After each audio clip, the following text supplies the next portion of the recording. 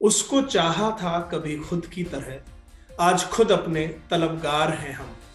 मोहसिन भोपाली का शेर आप नेताजी और वोटर्स से जोड़कर जरूर देख सकते हैं। नमस्कार, मैं हूं अमित शर्मा, आप सभी का इस्तकबाल करता हूं इलेक्शन बुलेटिन में।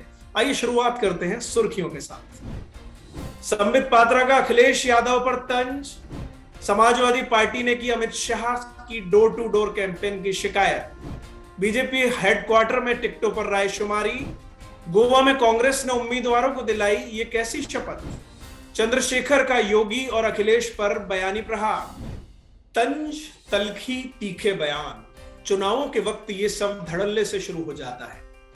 संबित पात्रा ने अखिलेश यादव पर तंज कसते हुए कहा कि जिन्ना से जो करे प्यार वो पाकिस्तान से कैसे करे इनकार। उन्होंने कहा कि अखिलेश पाकिस्तान को दुश्मन नहीं मानते, अखिलेश ने आतंकियों को छुड़वाने की गुहार की थी।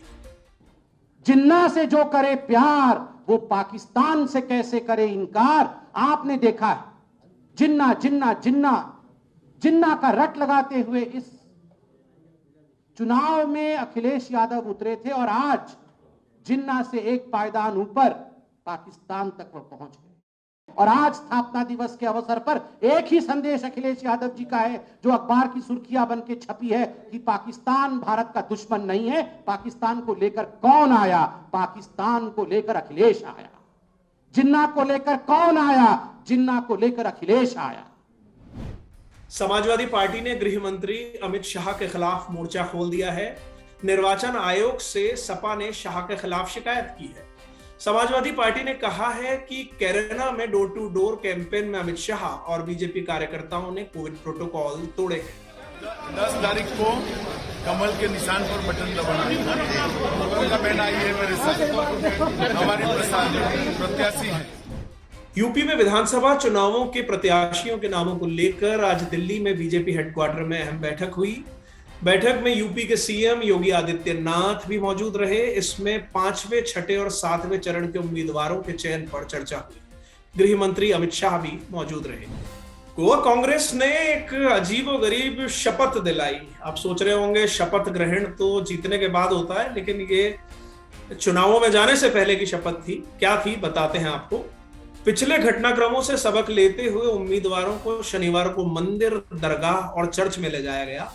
यहाँ प्रत्याशियों को शपथ दिलाई गई कि चुनाव जीतने के बाद वे पार्टी नहीं छोड़ेंगे। गौरतलब है कि 2017 से अब तक 17 में से 15 कांग्रेस के विधायक पार्टी छोड़कर बीजेपी में शामिल हो गए थे। भीम आर्मी के चंद्रशेखर ने जब से योगी आदित्यनाथ के सामने चुनाव लड़ने की बात कही है वो और तल्ख हो गए हैं।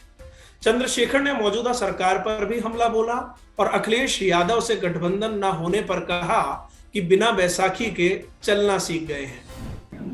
और मैं तो योगी जी को बहुत कमजोर मुख्यमंत्री मैं समझता हूं कि वो तानाशाह अहंकारी तो हैं।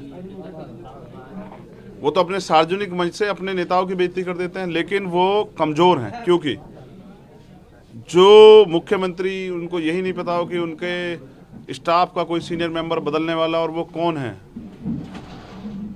तो आप समझिए कि जिनके यहाँ सारी चीजें ऊपर से डेप्यूट होती हो वो मुख्यमंत्री, जिनको अपने ऑफिस का ना पता हो, तो समझिए कि वो कितने कमजोर हैं। अखिलेश जी का मैं सम्मान करता हूं। उन्होंने मुझे बैसाखियों का सहारा छोड़ के पैरों पे खड़े होना सिखाया और मैं अब अपने साथियों के साथ इस अपने पैरों पे खड़े होकर इस आंदोलन को आगे बढ़ाऊंगा। और अब पब्लिक की बात कर लेते हैं। चलते हैं लखनऊ और देखते हैं कि हमारे रिपोर्टर अंबिका वाजपेयी पब्लिक के मूड में आज हमें क्या दिखा रहे हैं। मैं चाहता हूं इस बार के चुनावों में जो भी पार्टी आती है, हर पार्टी का जो मुद्दे होने चाहिए वो मेरे ख्याल से तो सबसे पहले मुद्दा है विकास का होना चाहिए, बेरोजगारी का होना चाहिए, भय मुक्त वातावरण का होना चाहिए और नारी शिक्षा का होना चाहिए। ये बात मुद्दे बहुत जरूरी है आज के आने वाले चुनाव के लिए। चलिए आज के बुलेटिन में बस इतना ही। अपना ख्याल रखिए, अपनों का ख्याल रखिए, सफाई व्यवस्था बना के रहिए और घर से बाहर निकले तो मास्क लगा कर निकले। नमस्कार।